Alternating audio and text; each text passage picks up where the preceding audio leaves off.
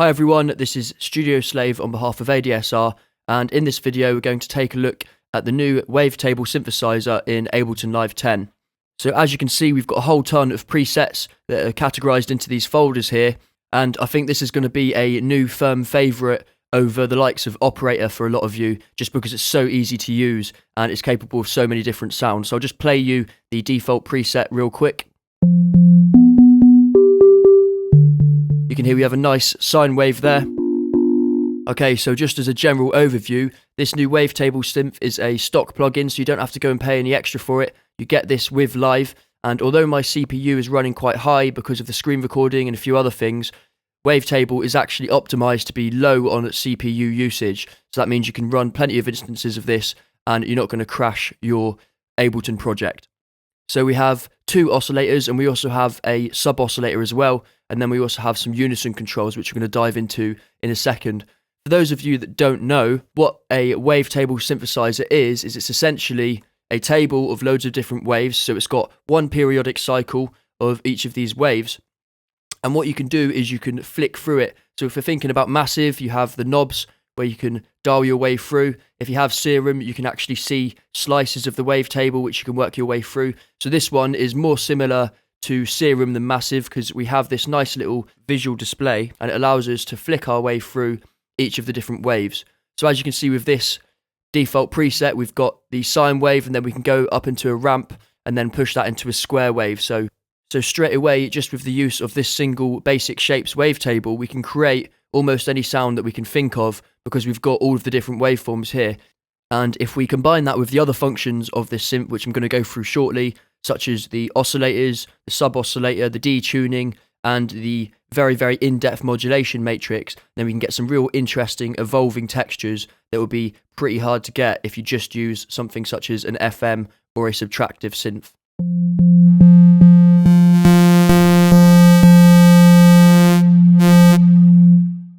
This yellow line that we have in the display shows us where we are within the cycle of the wavetable, and then we can use this little fader on the right hand side to move our way through all the different waveforms within that table. And you can see if we modulate this and we maybe choose a different or more complex wavetable, you're really going to see just how powerful this synthesizer is. So I'll just show you some of these presets quickly. On the left we have the different folder categories, and then on the right we have the presets within that folder.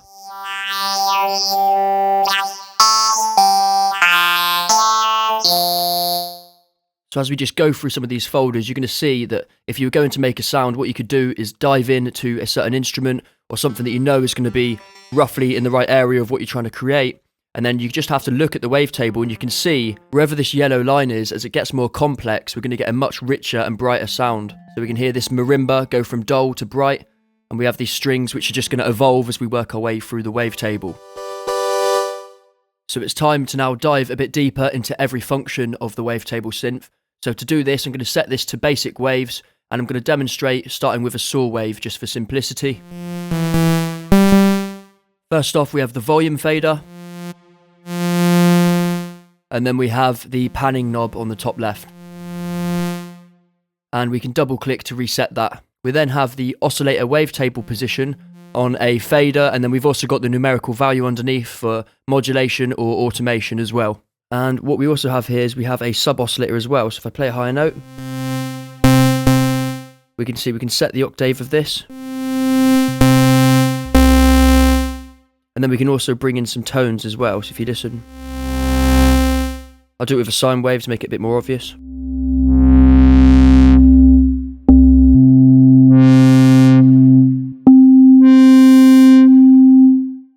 And then we also have a transpose here, and that's not for this sub, that's actually for the whole instrument, so just to show you. Then we also have the ability to change the presets using these two arrows here, and then we also have a different way of viewing the waveform. So we've got this graph type time domain view, and then we've also got this vector view here. So a good way of thinking of this vector view is that rather than the time domain be along a timeline, it's now wrapping itself around 360 degrees, so one full cycle of the waveform is one full cycle of the circle, or 360 degrees.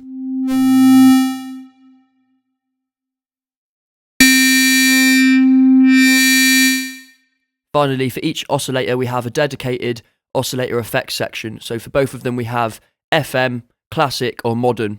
So FM is the standard frequency modulation, and that's just frequency modulating itself, so you can modulate two with one and vice versa. We've then got classic mode, which is oscillator sync and pulse width modulation, and then we've got the modern mode, which is fold and warp effects.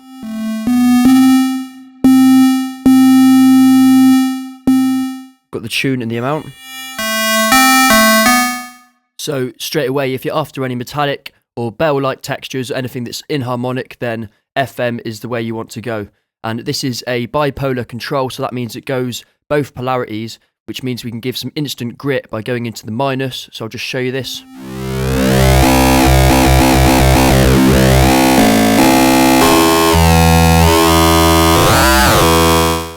So as you can hear, if you don't want to use the sub-oscillator but you want some bass, then FM is a great way to do it in the negative polarity. So now looking at the classic mode, we've got the pulse width and we've got the oscillator sync. So if we push the oscillator sync up, you can hear we can actually get extra harmonics here. So if we just push this up to 33%, you can see we've got double. Then we could go up to 66, or we could push it all the way up to 100%, and we're just getting those extra harmonics. And then we've also got the pulse width, which many of you are going to be used to from other synthesizers. And we can see that in the display, just pushing it to the side, which is going to be changing the pulse width. And then we have the modern mode as well, which is our warp and our fold. And I'd say these are a bit more experimental, so you just have to play around with them and see what sort of sounds you can create. But generally, as you increase these settings, you're going to get more brighter harmonics and more interesting textures, which you're going to want to filter down afterwards. So just so you can see what fold is doing here, it's sort of mirroring the image. And as you'd expect, as that yellow line gets more complicated, we're getting a lot more brighter harmonics the more we fold that waveform in on itself. Now if we tab across to the next oscillator, you see we've got this device activator. It's exactly the same as the first. We've also got the semitone detune and the sense detune on both oscillators as well. And what we can do with this is we can detune them against each other. So we'll go for some saw waves.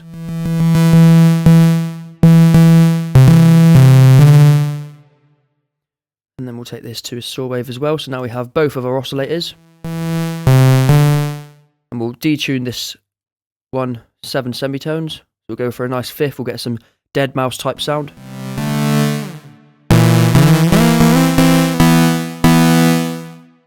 And I'll also detune the semitones as well, so we get a beating effect. And that gives us a nice chorus sound.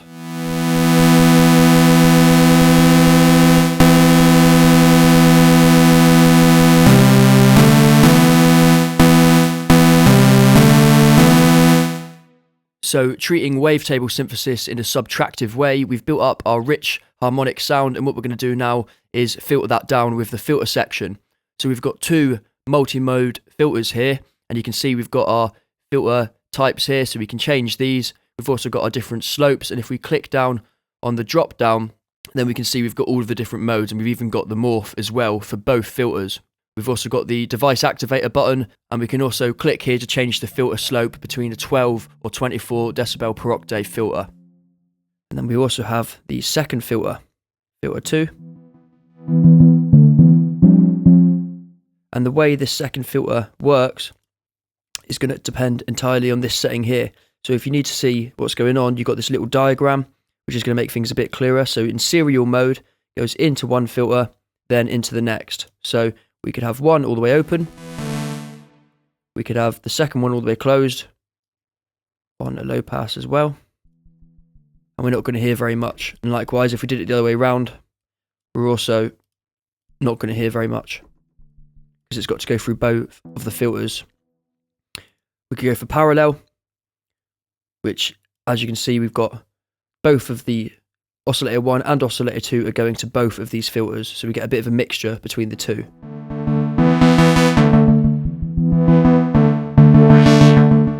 And the final one is split. And as you can imagine, with split, oscillator 1 goes to filter 1, oscillator 2 goes to filter 2. So just to show you this, just turn oscillator 1 off, we've got oscillator 1. And as you can hear, that is assigned solely to filter 1, and filter 2 is not working on oscillator 1. And then if we switch these over, vice versa, Oscillator 2 and Filter 2 are linked, but not Filter 1. So that's the filter section covered, and now we can go across to the next section where we have our mod sources, which are things such as our amps, our envelopes, and our LFOs. We have the matrix, which is a grid where we can assign all of the different modulations, and then we have the MIDI, which is things for like aftertouch, pitch, bend, and anything else we want to assign. And if we look at the mod sources, we've got the standard envelopes, we've got amp envelope, envelope 2, envelope 3, and we've got some LFOs as well, which are assignable. And the good thing about with how these are assigned, if we go to the matrix, then what we click on is going to come up here and allow us to assign, and then we just work on a grid. So if I wanted to do the Oscillator 1 position here, and I wanted to send that to envelope 2, I'll just push this up. We'll go for quite a high amount, and we can see that this is now modulating our oscillator wavetable position. So what we could do is we could rein that in because it's a bit too much. That's enough, just a nice bit of modulation. We can go to our mod sources, we can look at envelope 2. We've got things such as attack here. So now the modulation is going to slowly increase as we trigger the sound. So we can see after 3 seconds, it's going to be at full modulation. We can set this to hertz, as I've got here.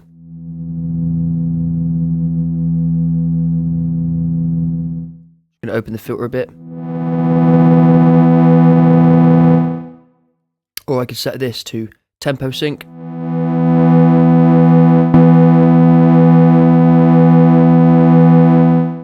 We can also control the amount and the shape here as well. So what I'm going to actually do is I'm going to push the amount all the way up, and we can control that from here.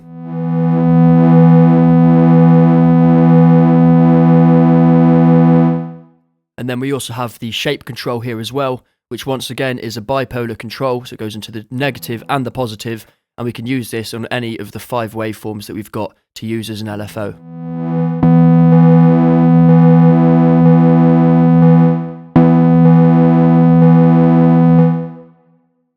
And then finally, we've got Ree Trigger. So that just means, is it going to get re-triggered on a note or not?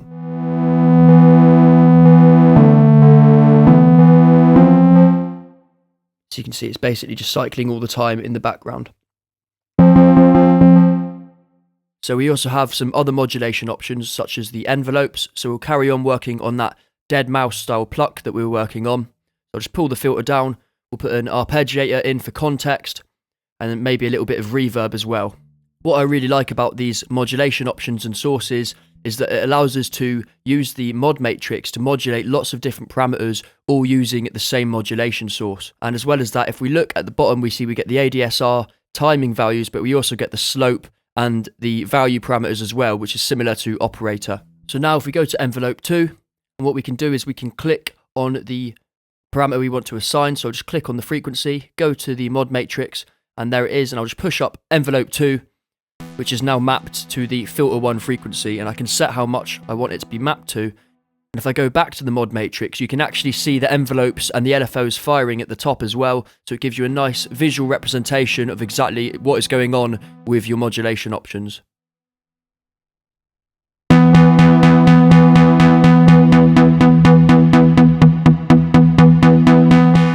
So I'm sure you can imagine the automation possibilities for making a track using this technique. And what we also have is different ways of firing our envelopes. So if we go to loop, we can actually turn our arpeggiator off, and we can actually get a rhythmic pattern going just using our envelope. So I'll just tighten up this loop.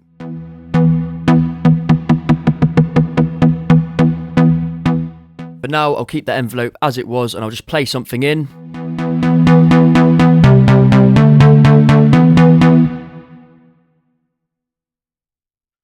So what I'll actually do now is I'll get that in here into the arrangement using the capture function. So all I've got to do is play the MIDI that I want to play, hit the capture button, and without having to record, it's now saved that information into the arrangement. And you can see I wasn't quite on time, but just with a quick bit of editing, we've got that in place, and it just saves me having to mess around trying to record and potentially forgetting what keys to press to get the same pattern. So let's just clean this up real quick.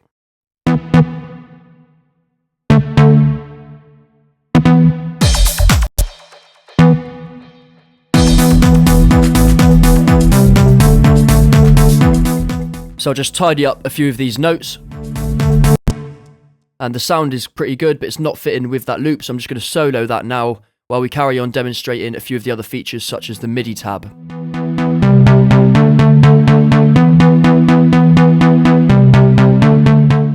So what we also have is we have the aftertouch and the pitch bend. So I could set this once again to anything I wanted to. So we'll go for the velocity.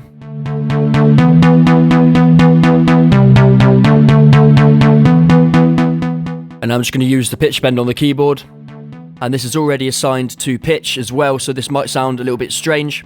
And if you look at the top where we have the writing for velocity, pitch bend, modulation, you can see there's a little bar which is actually showing us where the modulation is. So you can see me using the pitch bend and the mod wheel here, and we can also see the velocity as well as we go through the different notes. You can see that jumping around. We've also got the polyphony. So if we were playing chords, then we could set this to mono. And we've also got the glide feature here. And for the glide to work, we need to have a bit more sustain to be able to hear the notes sliding around. So that's something that I'll save for the next video where we're going to make a patch. Next up, we've got the Unison feature. So what I'm going to do to demonstrate this and make it real obvious is I'm going to turn off one of our oscillators. And now you'll really be able to hear the settings as I push up the voices and the amount. So you've got plenty of different modes here. You can see we've got classic, shimmer, noise, phase sync, position spread, and random note. So depending on what you're looking for, if you're looking for phasing, thickness, or width, then this is the place that you want to head and to add that unison and those voices.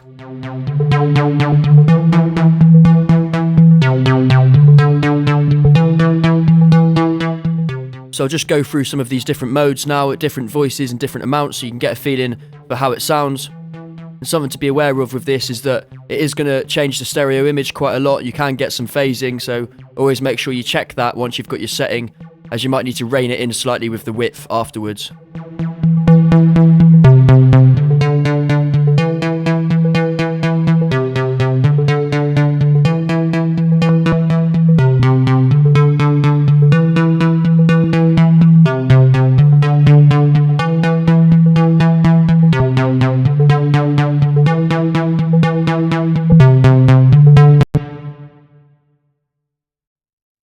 So just to recap on all the sections then, we said we've got our sub area here, we have our oscillator with our two different views, we have our other second oscillator, we have our two multimode filters, we then have our mod matrix, and we can just click whatever we want to automate and it's going to appear in the modulation area.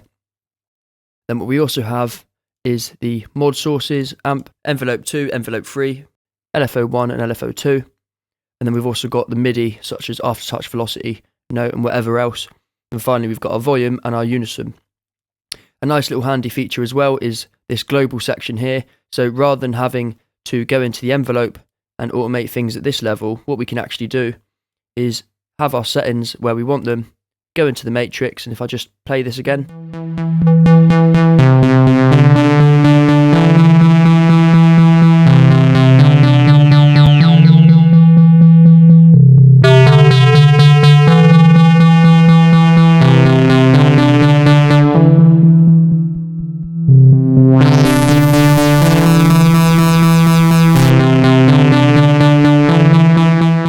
So if you know your way around Operator and the multiband dynamics device, then you're going to be quite familiar with these global time values anyway. The final thing I want to show you, which makes this synth absolutely outstanding, is this little button here. And what this does is it breaks it out and we can go full screen. So if you decide you're going to go and do some sound design, then this is definitely the way to go. This means we no longer have to jump between all these different menus. And as you can see, they're popped up here. We get the ADSR envelopes down the bottom. We can jump between the slopes and the values. Or we could also do that by clicking on these buttons here. And pretty much everything we need to see is right here. And what's also handy with this is that if we don't want to use up all of the screen, say we need to use the arrangement, what we can do is we can collapse this down. And as it collapses down, what it's going to do is it's going to start to populate the windows again. So the oscillators will go first. And then you can see we've still got our modulation sources here. And if we go further, that'll pop down as well.